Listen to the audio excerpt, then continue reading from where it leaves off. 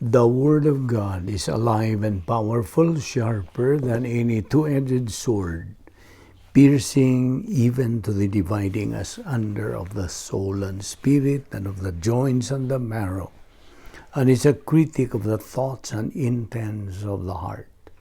All Scripture is God-breathed and is profitable for doctrine, for reproof, for correction, for instruction in righteousness, that the man of God might be mature, thoroughly equipped unto all good works.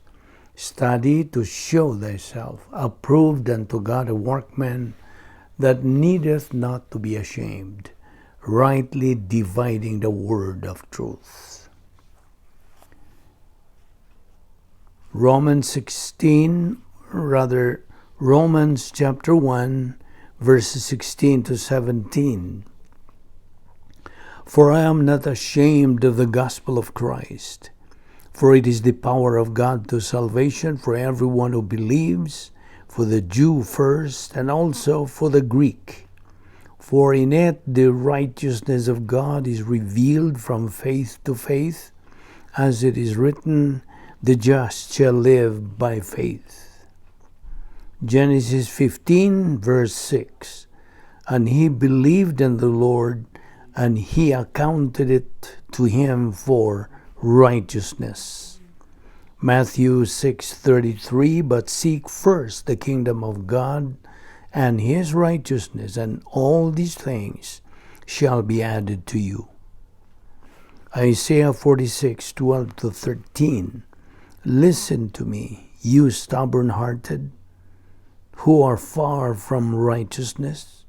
I bring my righteousness near, it shall not be far off. My salvation shall not linger, and I will place salvation in Zion for Israel, my glory. Isaiah 45:24, he shall say, surely in the Lord I have righteousness and strength. To him men shall come, and all shall be ashamed who are incensed against him. Ephesians 6:14, stand therefore, having girded your waist with truth, having put on the breastplate of righteousness. Before we start our Bible study ni ining adlaw, sa masanandan, ikinahanglan ang atong limpyo sa atong tagsa-tagsa kakalag gikan sa mga sala atong nabuhat nining adlaw. Kung dili nato kini isugid kining maong mga sala, then wala kita makuha sa atong pagtuon sa pulong sa Dios, kay dili man makapadayag, pagpatinaw, pagpaklaro sa balaang Espiritu Santo kanato tungod ni ining nagababag nga mga sala. Busa ang mando sa Dios mao nga atong isugid katong mao mga sala ngadto sa atubangan sa Dios. Okay? O atong gamiton karon ang prinsipyo sa 1 Juan 1:9 nga nagaingon sa in English, if we confess our sins, God is faithful and just to forgive us our sins and to cleanse us from all unrighteousness. Now, alang kanimong higala nga wala pa'y kaluwasan, ang imong buhaton dili ang imong pagsugid sa imong mga sala, kundi ang pagsugid pinagi sa imong pagtuo kang Ginoong Jesucristo nga imong personal nga manluluwas. Believe on the Lord Jesus Christ and thou shalt be saved. Acts 16:31. While laing manluluwas si Ginoong Jesucristo ra. Acts 4:12 nagaingon, neither is there salvation on any other under heaven given among men whereby we must be saved. Busa karon magandam ta sa kaugalingon pinagi sa hilom nga pagampo.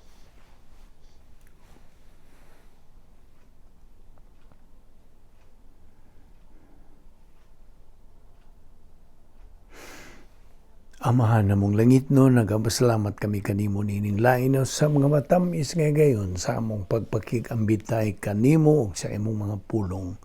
Pinagis pagtuon niini agi og tuman sa imong mando sa ikaduhang plano kun bahin sa plano sa Dios nga mao nga kami aniya pa nining kapanahunan ubos sa panahon sa simbahan o ang imong protocol mao nga among tun-an ang imong mga pulong sa adlaw-adlaw nga paagi dili kay sinimanat binuan tinuig ug sa ganahan lang kun dili regularly, consistently, persistently, line by line, precept upon precept atong gitun-an kini adlaw-adlaw alang sa pagtubo sa among tag-sa kakalag o way laing paagi nga mutubo ang among kalag hangtod makabot namo ang among tumong nga maong espirituhanong pagkahamtong spiritual maturity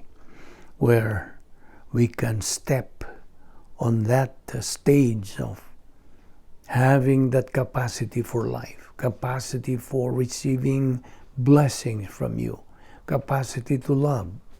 Busa, upani kami karon sa among pagpadayon sa pagtuon sa imong malaang pulong pinagi sa balaang Espiritu Santo sa iyang ministry. Tangtanga ang mga babag nga niya sa mga una at agi kami niya ng pagpunting sa among pagtagad diha sa imong igatundo kanamo nining adlaw. Kining tanan among gipasalamatan sa ngalan ni Ginoong Hesukristo. Amen. Maayong adlaw sa tanan nato mga higala, mga silingan, atong mga siguro mga paryente nga nagasunod na ni atong ministry adlaw-adlaw, labi na sa atong mga igsoong mga Kristiyano, our fellow believers who are plugged into doctrine through our ministry. Kini nga atong ministry, the Balbido Evangelistic Ministry, grasya kini nga atong gipahimuslan. Wala gyud tay ato niini kay grasya man. Gipabuhi pa kita sa Dios aron kita makapadayon sa pagtuon sa iyang balaang pulong. Og niya pa kita magadupot nining atong tun-anan nga giuluhan og what life is all about. Okay. Kagahapon, ato magilabas din sa mong panunduman ang mga benefits nga atong nadawat gikan sa Dios, sa grasya sa Dios. At the point of salvation, pinagi sa atong paggamit sa atong kamubuton sa pagdawat kang Ginoong Hesukristo ingon nga atong manluluwas. Now, tingali mo makalinggat ka nga nagbalik-balik kitag hisgot niini. Mao kini ang atong patakaran, mao kini atong sumbadan. This is our protocol ang atong gisunod. Kay ang protocol gyud nining atong ministry nga magabalik-balik ito sa paghisgot. Kay we are using the method of repetition. Okay? Sinilsilay gyud ning atong paagi sa pagtuon sa pulong sa Dios. Okay? Inculcation method. Inculcation. Pagsilsil. O na nga balik kita sa paghisgot sa mga butang nga may kalabutan ilabi na sa bahin sa kaluwasan sa atong kalag. Okay? So niadtong naluwas kita pinagay sa atong pagtuo kang Ginoong Hesukristo nga atong personal nga manluluwas kita unsa na nga tao pag-usab o nahimno kitang mga lungsuranon sa langit. Tagalangit na kita, gibalin ang atong panahon, gikanining atong pagkinabuhi karon ha, ngadto sa eternidad. Okay? We now belong to eternity, no longer here ni ining kalibutan na. O kining kalibutan na sayo na kita, as a review na pod, nga kini gidumala sa number one nga kaaway sa Dios, the arch enemy, avowed enemy of God nga si Satanas kanhi Lucifer. So morning ang iyang policy nga iyang patakaran nining iyang pagdumala nining kalibutan na mao ang dautan, evil. Whereas ang iha sa Dios grasya. So mo na nga nagakaatbang kining grasya og ang dautan. Ana kita sa pagpili niini. Kinsa may atong pilion o atong unahon. Puwersa ba sa Dios o puwersa ba ni Satanas? You see? So ang daog niini mao nga ginamit ang imong kabubuton.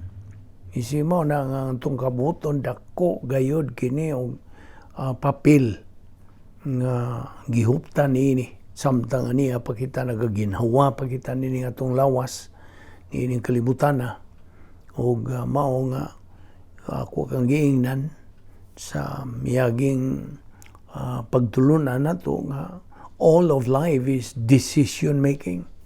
Tanan gyud mga kalihukan nato ning kalibutan na mohimo gyud ang mga desisyon. Ang ubang mga desisyon mga maayo, uban po mga desisyon di maayo. You see? Apan na ay unsa equivalent consequence sa matag desisyon nga itong himuon. Therefore, nag-aatubang kanunay kita sa balaod sa tulubagon sa atong kabubuton. The law of volitional responsibility. Man is a product of his decision. Mao na nga. Kini nga itong pagpadayon sa pagtuon sa pulo sa Dios, nakita nimo ang atong kabubuton ng giagad sa Dios. Mupadayon bata sa atong pagtuon sa pulo sa Dios o dili. You see? Natay kapilian. Panasay kita nga naagyoy sangputanan o resulta sa matag himo na itong desisyon. Ug busa, yan itong higayon nga mipili kita sa pagtuo kang Ginoo Kristo nga itong manluluwas din. Ang resulta, ihatagan na kita nining kinabuhing wala ni katapusan ug nahimo na kitang mga nangatao pag-usab, born again, ug kita na balhin ang atong panahon dinhi ngadto na sa eternidad. Mao nagiingon ako nga ikaw tagalangit na kun ikaw magtotoo, of course, timan ina. Mao na nga ako lang kang hatagan kuno gamay, just a glimpse may tungod sa kanang langit nga diin mo na kanay imong destino. Once nga kuwaon ka na sa Dios, but pasabot physically, kuwaon ka na niya, you die physically, or the rapture, whichever comes first, kung unsay muna, ang pagsakgaw ba sa simbahan o kamatayong kanang physical. So sa diha nga ikaw kuhaon na sa Dios, kaya manahuman naman imong kinabuhi din sa yuta din. Ito na ka sa langit. Kita galangit ka man. Okay? Kaya gikansilar naman ang imong appointment sa judgment sa Dios. Di ka naman muagi dito sa Great White Throne Judgment, kundi ngadto lang sa judgment seat of Christ. Dakong diferensya ka na, ha? Ang judgment seat of Christ, otherwise called Bema seat, mao ka na evaluation time. Ako ka naging na niya na review gyapon kini nga hatagan og pagtasal. Mao na akong paghubad sa in English nga evaluation time, pagtasal. So imo ang pagtasal sa Dios. Susihon kun unsay kinadaghanan natong nahimong maayong binuhatan. Tawhanon ba o Diyos nun? Kasi timbangon na. It will be evaluated niya ng panahon sa judgment seat of Christ. Judgment seat. Dili man ginakipaghukom. Di naman hukman ang mga magtotoo. Kana evaluation time. You see? So, ang mga dili magtotoo, mga unbelievers, dili na muagi dito sa judgment seat of Christ, kundi dili ang great white throne judgment. You see? Kana mura og ingnon ta una-una na kana kanang warming up spot. Una ka pa itambog dito sa linaw sa kalayo, nga impyerno. So, ang great white throne judgment, ang matubang nini ang mga dili magtotoo, tanang mga unbelievers tibuok kalibutan. Matubang nini Great White Throne Judgment, una pa sila unsa itambog, dili kay tambog, ibalhin usa sila sa gitawag og kanang kasakitan. Okay? Ang kasakitan mauna ang relocation area. Okay? Warming up spot. Una-una gihapon kana. Og hangtod nga itambog na gyud dito sa Linos Kalayo. Mao naman ay ilang destino. Tanan nga mga di magtotoo. Okay. Ikaw nga magtotoo, pabinaw. If you are a believer listening to our Bible study now, right at this very moment, ang imong destino dili impyerno, dili Linos Kalayo, kundi dili ang langit. Now, what really is heaven? Mangutana ka tingali.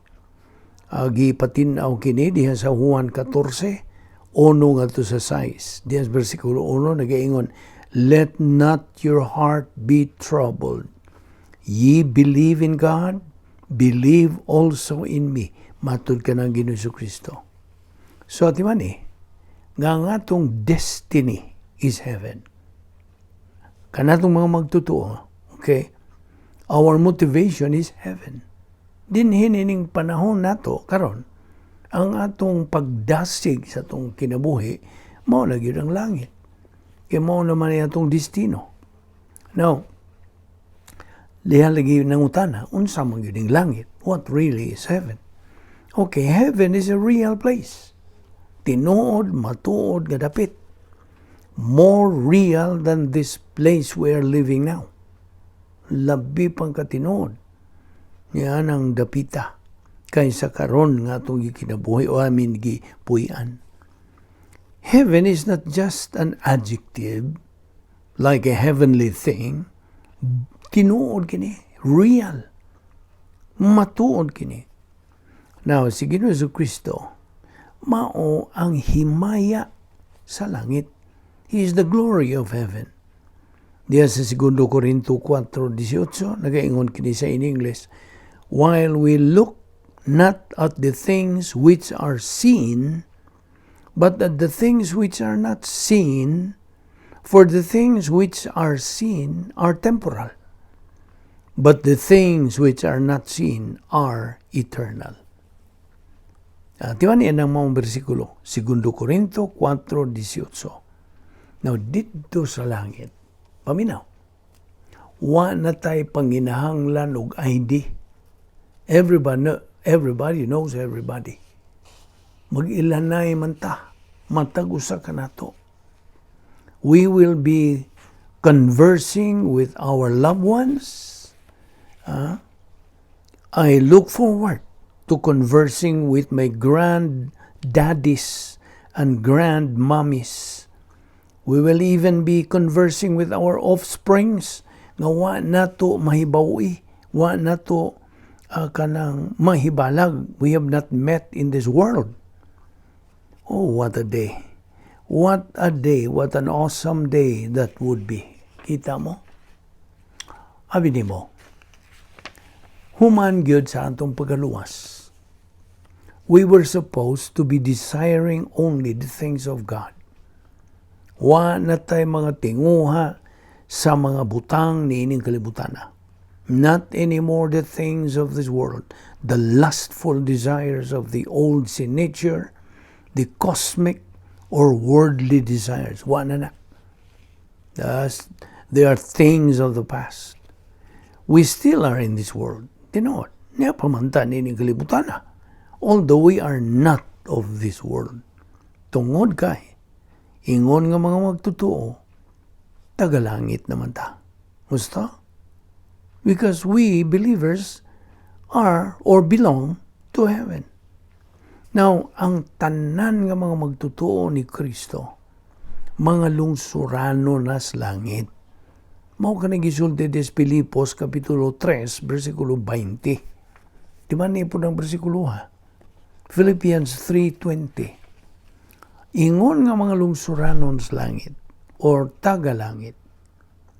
mao kita ang mga aristocrats. Nga naman gitawag ta aristocrats? Tungod kay kita mga sakop naman sa harianong panimalay sa Dios. We are members of the royal family of God. Og as a royalty, ingon nga harianon, we now should speak, think, and act as a royalty. Sabot? And we should remember that it is the Lord Jesus Christ nga kita utangan niya. We owe our being royalties. Siya mismo maong hari sa mga hari o ang Ginoo sa mga Ginoo.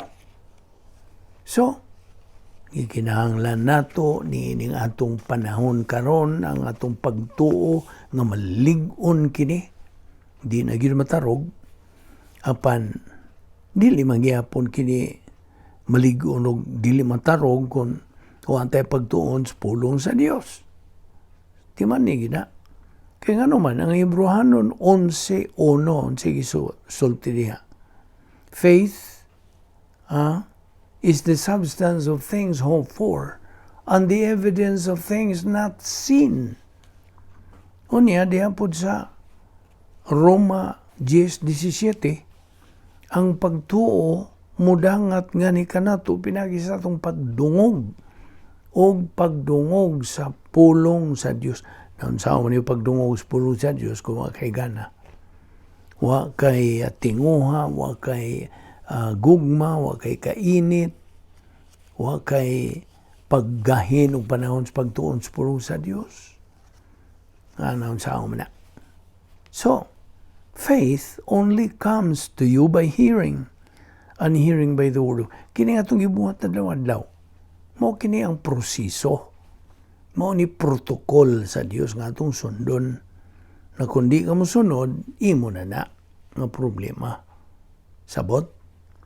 So, niadtong pagdawat natong Ginoo Kristo nga atong manluluwas. Pinagi sa atong pagtuo lagi kaniya. We now have to put and direct our faith ngadto na sa pulong sa Dios. Kay luwas naman ta. Ato naman gipunting atong pagtuo ngadto kang Kristo, o kita naluwas karon. Kay luwas naman kita, kini atong pagtuo atong ipunting ngadto sa pulong sa Dios. We now have to put and direct our faith on God's word. Aron kita ang atong kalagaymin motubo diya sa grasya kay balok ang Ginoong Kristo. Segundo Pedro 3:18. So, kini atong gibuhat adlaw-adlaw pagtuon sa pulong sa Dios, we eventually have our soul grow in grace and knowledge of our Lord and Savior Jesus Christ. Mora man ni proseso, mora man ni paagi. Unfortunately, if you don't study doctrine, kini nga itong pagtuo, subo, yun palandungon, mag-awop-awop.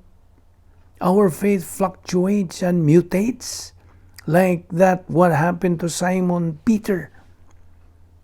Awog ang mga disipulo nga didto kauban ni Ginoo Kristo didto sa sakayan who were in the boat nga sa tungas gabi sa diha nga ang unos mihapak when the storms came.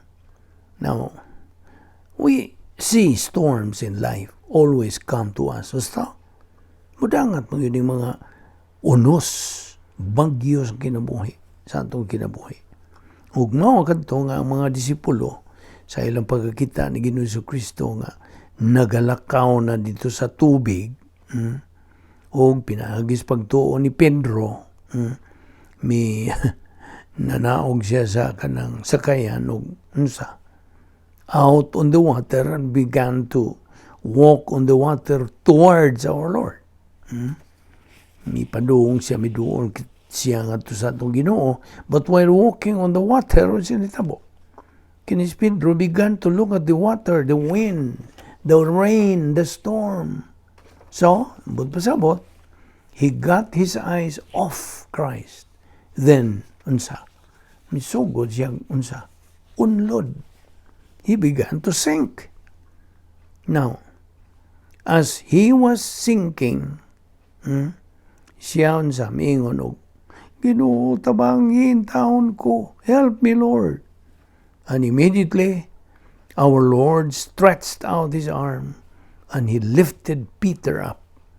Ug si Pedro, milakaw na sab diha sa tubig, again, this time, kauban ang atong Ginoong Jesucristo. Back to the boat. That is the promise. Paminaw, that is the promise we have in Christ. He will never leave us, nor forsake us. Mani punto nga akong ida diha kanimo unsa ka minungdanon ang atong pagtuo. You see? Akong balikon. Magbalik-balik, subli-subli kina itong paghisgot, dining bahina, kay mao kini ang atong pagsubay, pagsunod sa sinilsilay nga paagis pagtuon sa pulong sa Dios. Di man gyud silsil kundi nimo na balik-balikon. Kasara nimong dungog niya na, muwara dayon, mulupad na dayon. Sto? Namo ka na. Okay, padayon ta sa itong gibiyaan kagahapon nga. Ang pagtuo lagi, usa sa human perceptions, paagi sa atong tawhanong pagpanabot. Kaya ang nag-una lagi niyan to, mao itong gitawag na itong empiricism, o niya, gisundan sa rationalism, rationalism, pagpangatarungan. Ang empiricism, pinagi sa atong sentido, the sense of kanang sight, hearing, smell, taste, and touch. 5 senses sa tao. So, empirical. Niya, ang rationalism, ang imong pagpangaturungan. Mao man yung mga paagis pagsabot. Okay? Means of comprehension or understanding. Apan ang faith, ang pagtuo, mo'y kanang pili sa Dios alang sa kaluwasan. Faith. Kaya may merito ang faith. Ang pagtuo may merito. Ang buot pasabot nga ang tanan makatuo apan dili tanan mo tuo. Sabot? Mao na nga non-meritorious, human perception, apan ang empiricism o rationalism, meritorious. You see? Na merito. Ang pagtuo kaya may merito. Because like the process of eating lagi, ang proseso sa itong pagkaon ug luto, any normal individual has the ability to appropriate solids and liquids. You see?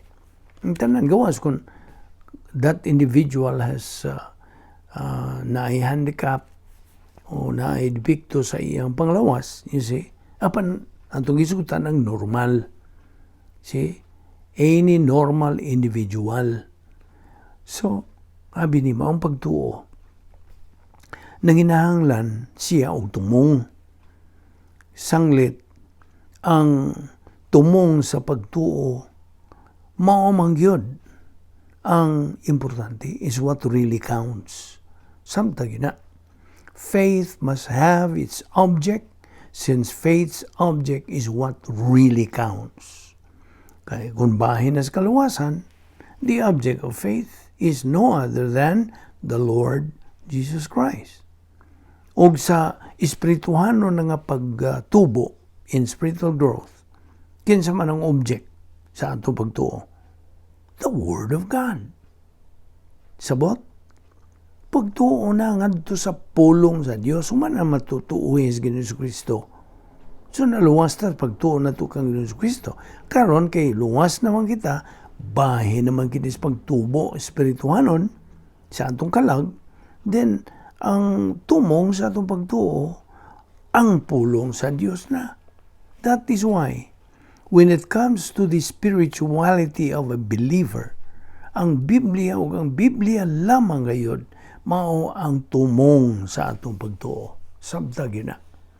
Una sa tanan, ang mayong balita sa kaluwasan can only be learned and understood diha sa Biblia.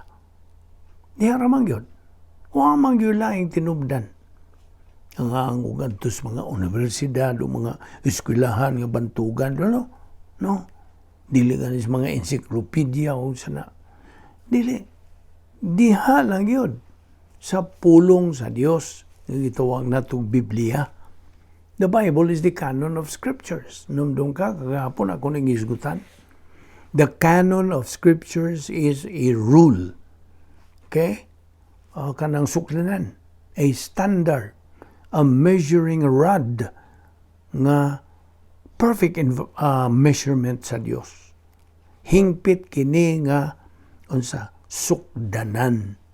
The word canon, C-A-N-O-N, gikan kini sa Griego nga pulo nga kanon, K-A-N-O-N, nga ang buot pasabot perfect measurement. Perfect measurement ni sa Dios, dili sa tao.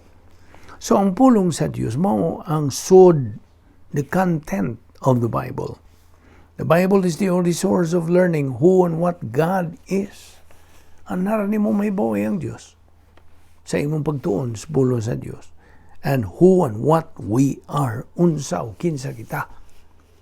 Kay, ito sa Deuteronomio 8:3 ug Lucas 4:4, man does not live by bread alone, but by every word that proceedeth from the mouth of God. Unya gawas pa, kining pulong sa Dios nga atong ginatun-an adlaw-adlaw, mao kini ang bugtong tinubdan sa atong pagkasayod bahin sa kalungasan. You shall know the truth, and the truth shall make you free. Sa man nimo mabasa, Juan 8:32. Gawas pa ang pulong sa Dios is the lamp unto my feet and a light unto my path. Salmo 119, versikulo 105. It is alive and powerful. Mao man ni kanunay natong ginabat-bat sa di pa kita magsugod sa atong Bible study. The Word of God is alive and powerful, sharper than any two-edged sword, piercing even to the dividing asunder of soul and spirit, and of the joints and the marrow, and is a critic of the thoughts and intents of the heart. Na si Bruhanon 4:12. Gawas pa ang pulong sa Dios, maungunang-una ni Kristo. Philippians 2:5, 1 Corinthians 2:16. I hope nagsuwat ka diha sa imong notebook o sa imong iPad bahin ini mga punto nga akong gihatag kanimo, mga bersikulo that refer to this. Gawas pa ang pulong sa Dios, mao kini ang sulat sa gugma sa Dios ngadto sa tao. It is God's love letter to man. Gawas pa, kining pulong sa Dios is the instruction manual sa Dios. Nakikaw mo palit og mga appliances, TV, unsa pa, radio, cellphone, iPad, unsa pa tanan nga mga gadgets nga buot nimong paliton. Di ba inigpalit nimo niya na kinahanglan basahon nimo ang instruction manual? Kung sa man nimo pag-enjoy niya ng imong napalit nga gadget o unsa dihang appliance, kung wa kay alamag sa paggamit niya na. So dili ka mo enjoy. Sama ra na sa usa ka bata nga 5 anyos pa ron. Hatagan nimo labi ang nindutang auto, flashy car, BMW ba, unsa, Mercedes-Benz ba, unsa man mo enjoy ba ng bata? So pag-enjoy wa man siya capacity. Wa man siya katakos. Mo enjoy tingal na siya kayang bukon ng mga samin niya ng mga nindot nga auto. Tingali. You see? Ang buot na ito'y pasabot is, unsa, capacity. So, kung wa kay pagbasa sa o pagtuon sa instruction manual nga itong gitandi kini sa Biblia din, wa kay lamag. Wa kay capacity to, unsa, to live. Wa kay katakos pag kinabuhi. Mo bitong mudayo na kayong wow ko kasabot niyong kinabuhi. Nagkalandrakas naman eh. Huwag yung kasabot. Namaw na.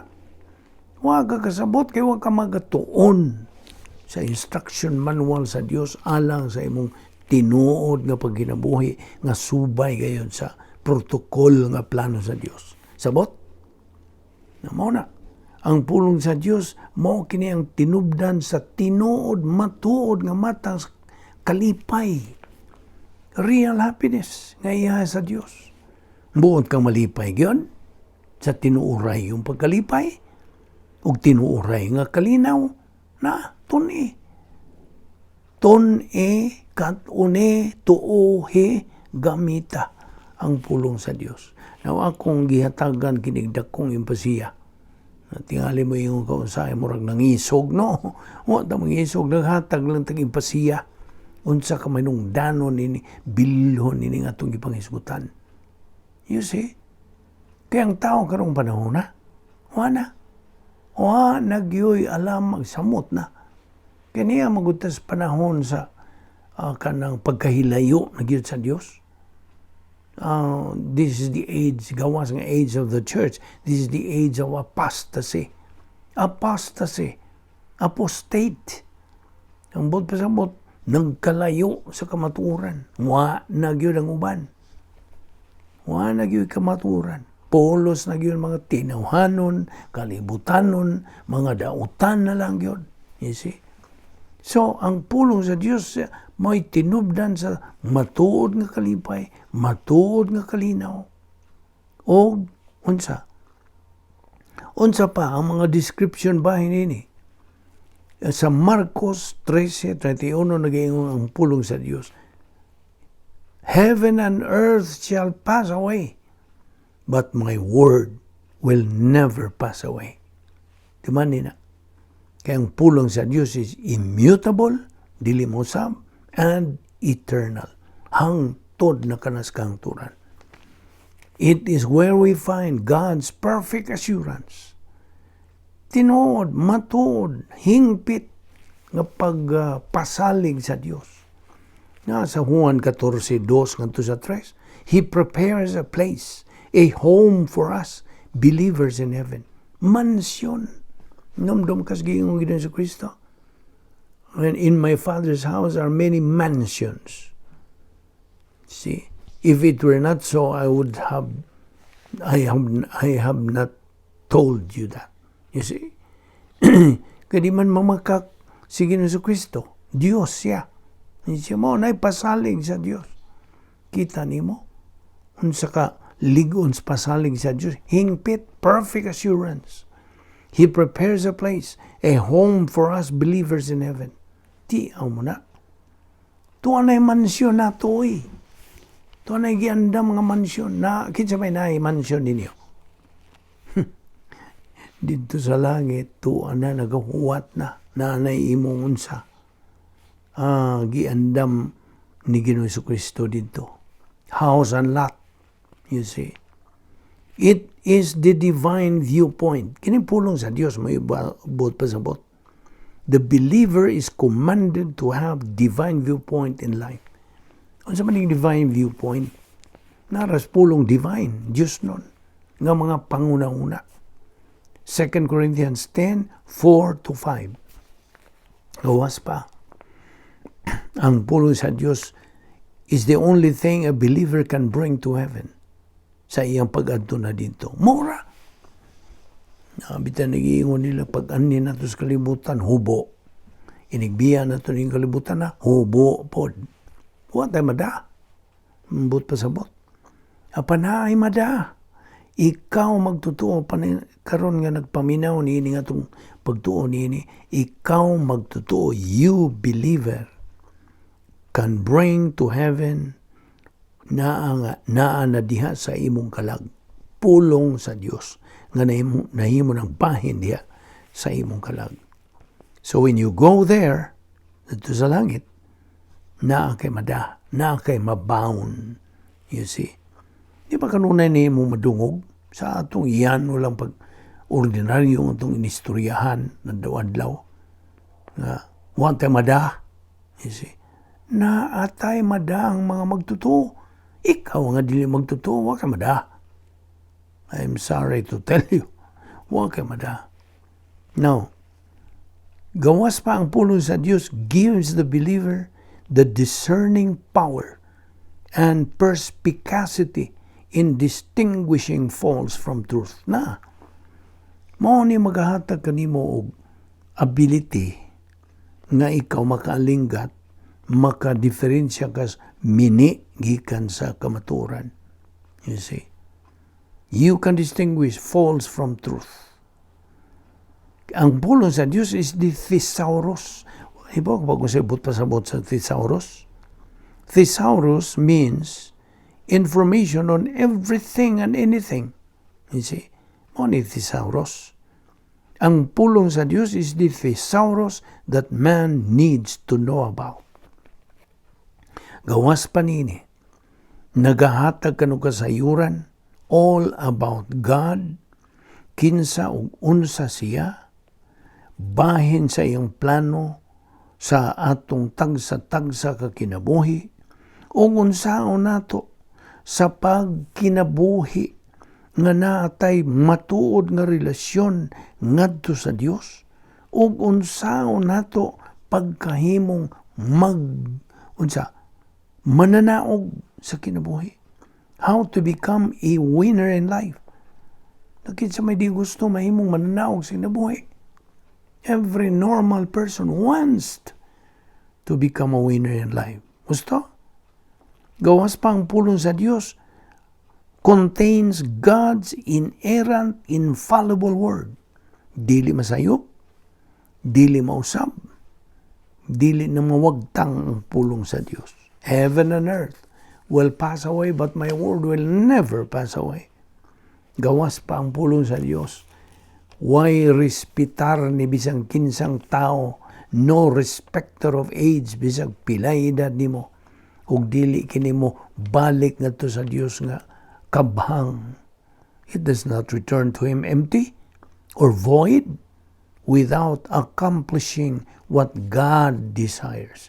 Isaiah 55 verse 11. Now, di usa ka scholar sa Biblia. One Bible scholar said, the Bible is our one sure guide in an unsure world. Tinuod. Ang Biblia, maura yun siguro nato nga unsa giya ni ining way pagkasigurong kalibutan. Nagingon bitaw nga, ignorance of the Bible is ignorance of Christ. Na, wa kay lamang bahin ni Ginoong Kristo kung wa pagtuon sa pulong sa Dios. Gusto? Ignorance. That's the worst thing that can happen to a person if you are ignorant of the Bible. You see? Kay ikaw, excuse me, you will be ignorant of Christ usab. Kay duha ra ba ka klaseng Kristo, ha? Di man Kristo sa kanang Biblia ug Kristo sa relihiyon. Na, unsa man nimo paghibaw? Ug kana mo'y matuod nga Kristo sa Biblia. Na idaghan nining kalibutan na labihang bagang duot sa mga katawan. Nagtuog Kristo sa relihiyon. Lang gituan nga makaluwas. Ang labing tinuod dili makaluwas kanang maong Kristo. Kristo sa relihiyon? No way. Mao kana nga tutuki kinig mayo. Come to realize.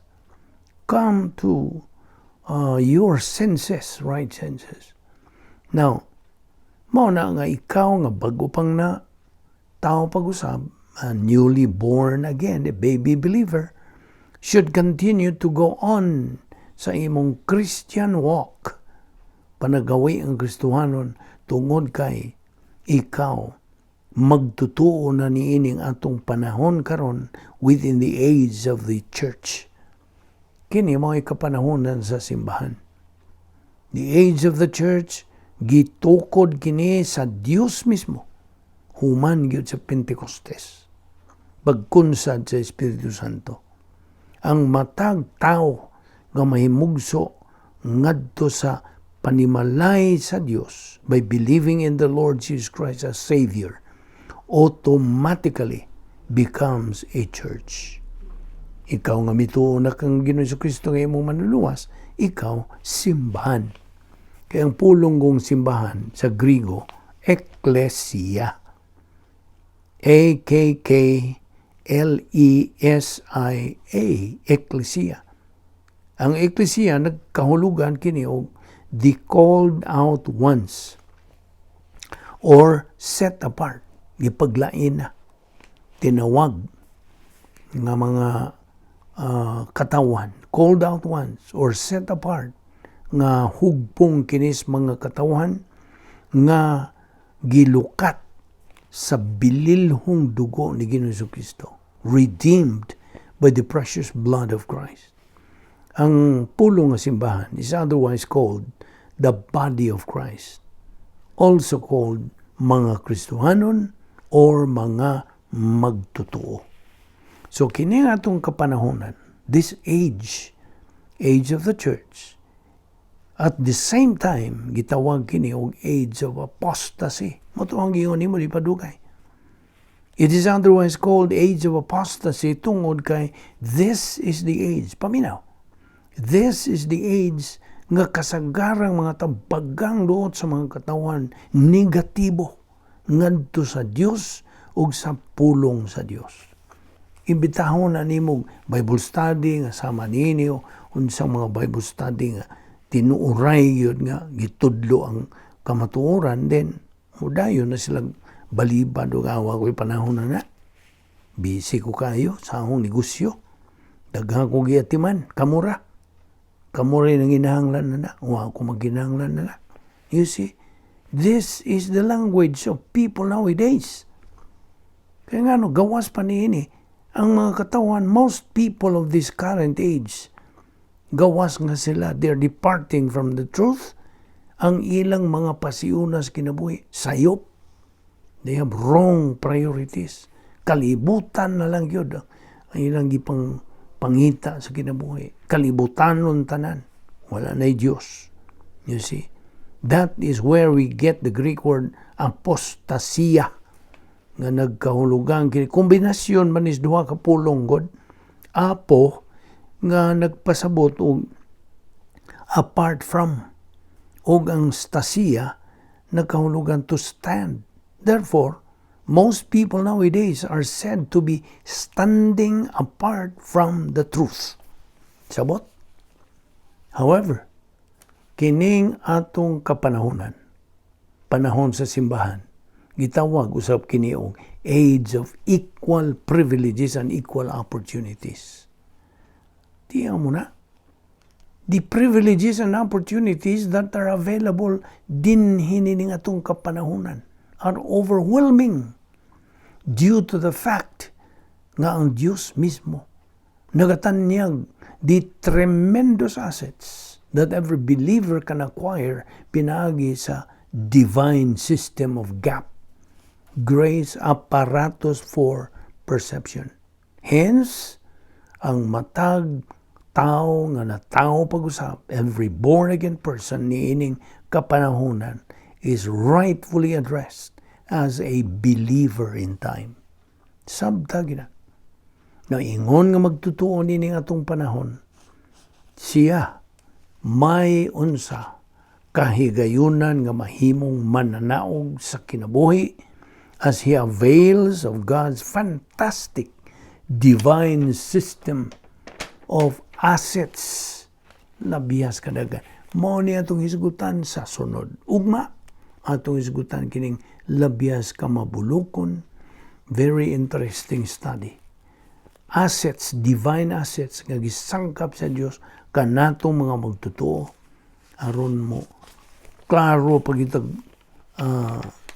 dugang bahin nining unsa ka nindot kinabuhing Kristohanon nga nasibo ngayon sa plano sa Dios. Pan sa man pagkasibo kung wakay pagtuon sa pulong sa Dios, it is tragic. Apan it's a matter of choice. Naramas pagpili sa tao ito, magampo ta. Higala kung ugaling mamatay ka karon, nahibaw ka ba nga mahilangit ka o maimpyerno ka hangtod sa kangturan? Ang Biblia ang pulong sa Dios nagkanayon nga imo kanang mahibawan.